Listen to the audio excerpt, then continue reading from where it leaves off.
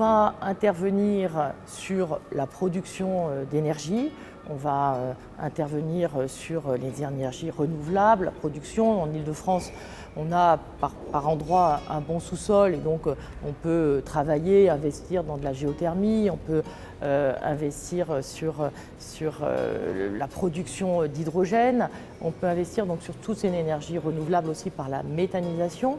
Et puis, il faut investir sur la consommation. La meilleure énergie produite, c'est celle qu'on ne consomme pas. Et donc, on va être très présent aussi sur la rénovation thermique des bâtiments. Donc, sur une ville dense comme Paris et comme le Grand Paris, ce sujet est totalement fondamental. Et la Banque de Territoire interviendra à la fois en financement, à la fois en investissement. Et puis, bien sûr, on accompagnera les collectivités locales de nos expertises et de notre ingénierie pour faire avancer ces sujets.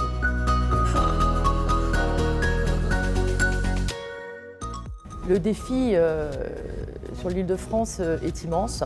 D'abord parce qu'on a une facture énergétique qui est énorme.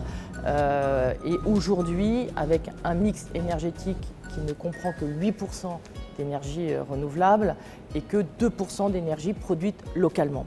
Et donc, il faut en fait revoir ce paradigme, revoir cette équation, produire plus vert et produire plus proche.